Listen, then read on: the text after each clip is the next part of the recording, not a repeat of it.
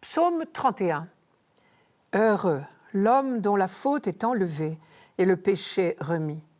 Heureux l'homme dont le Seigneur ne retient pas l'offense, dont l'esprit est sans fraude. Je t'ai fait connaître ma faute, je n'ai pas caché mes torts. J'ai dit, je rendrai grâce au Seigneur en confessant mes péchés. Et toi, tu as enlevé l'offense de ma faute. Tu es un refuge pour moi, mon abri dans la détresse. De chants de délivrance, tu m'as entouré. L'amour du Seigneur entourera ceux qui comptent sur lui. Que le Seigneur soit votre joie, homme juste. Homme droit, chantez votre allégresse. Heureux l'homme dont la faute est enlevée et le péché remis. Un pécheur pardonné rend grâce.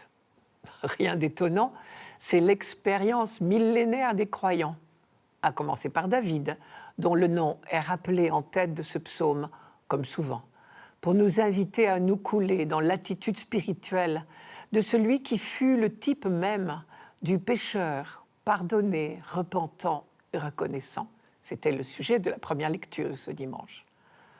Par la suite, d'autres rois ont partagé ces sentiments et organisé de grandes célébrations pénitentielles au temple de Jérusalem.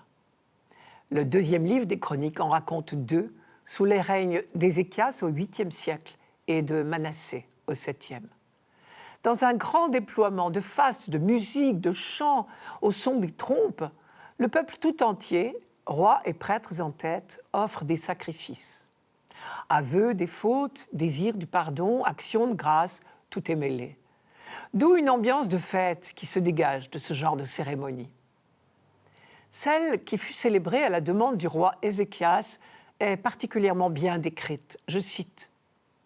Le roi Ézéchias réunit les chefs de la ville et il monta à la maison du Seigneur, le temple. On amena 7 taureaux, 7 béliers, 7 agneaux et 7 boucs. Ézéchias ordonna d'offrir le sacrifice sur l'autel. Et au moment où commençait le sacrifice, commencèrent aussi le chant pour le Seigneur et le jeu des trompettes, avec l'accompagnement des instruments. Toute l'assemblée resta prosternée. Le chant se prolongea et les trompettes jouèrent, tout cela jusqu'à la fin du sacrifice. Comme on finissait de l'offrir, le roi et tous les assistants avec lui s'inclinèrent et se prosternèrent. Ensuite, le roi Ézéchias et les chefs dirent aux Lévites de louer le Seigneur, c'est-à-dire de chanter des psaumes. Et ils le louèrent à cœur joie. Puis ils s'agenouillèrent et se prosternèrent. Mais la grande particularité du psaume d'aujourd'hui, le psaume 31, c'est son insistance sur l'importance de l'aveu. C'est l'objet d'une strophe entière, je vous la rappelle. « Je t'ai fait connaître ma faute, je n'ai pas caché mes torts. J'ai dit, je rendrai grâce au Seigneur en confessant mes péchés. » Le livre des Proverbes avait déjà parlé de l'aveu comme condition de l'accueil du pardon de Dieu. Je cite, « Qui cache ses fautes ne réussira pas. Qui les avoue et y renonce obtiendra miséricorde. » Non pas que Dieu conditionne son pardon, ou alors on ne pourrait pas dire que Dieu est miséricordieux, ce qui est pourtant l'une des définitions qu'il a données de lui-même depuis fort longtemps.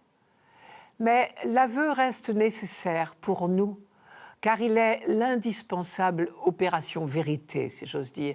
C'est le sens du deuxième verset. « Heureux l'homme dont l'esprit est sans fraude. » L'aveu n'a évidemment pas le pouvoir d'enlever la faute, mais il ouvre notre cœur au pardon de Dieu. Isaïe le dit magnifiquement, je cite, « Recherchez le Seigneur puisqu'il se laisse trouver. Appelez-le puisqu'il est proche.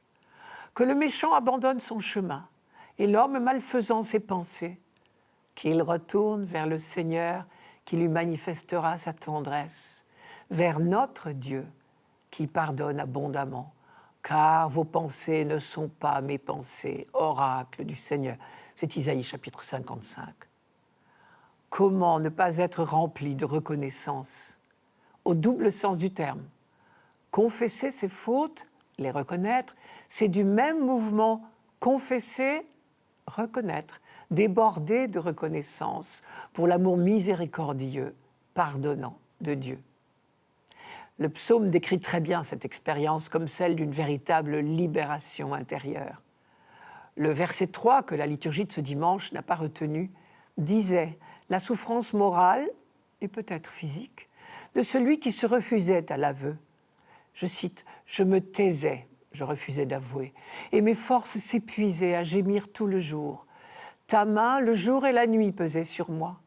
Ma vigueur se desséchait comme l'herbe en été. » Mais après l'aveu, le croyant s'écrie « Et toi, tu as enlevé l'offense de ma faute. Tu es un refuge pour moi, mon abri dans la détresse. De chants de délivrance, tu m'as entouré. » Alors, il est armé pour devenir un témoin du pardon de Dieu. Il commence par tirer les leçons de son expérience et les offre à son entourage. Je cite encore. « L'amour du Seigneur entourera ceux qui comptent sur lui. Que le Seigneur soit votre joie, homme juste, homme droit, chantez votre allégresse. » Saint Paul, qui a fait lui aussi l'expérience personnelle forte du pardon de Dieu, cite ce psaume dans la lettre aux Romains au chapitre 4. Il en tire 2 leçons. Premièrement, Dieu pardonne non à cause de nos œuvres, mais gratuitement. L'aveu n'est pas considéré comme une œuvre, seulement une opération vérité. Deuxièmement, ce pardon de Dieu est offert à tout homme, circoncis ou non, c'est-à-dire juif ou non. Je cite « Heureux l'homme dont la faute est enlevée et le péché remis. » Heureux l'homme veut bien dire tout homme.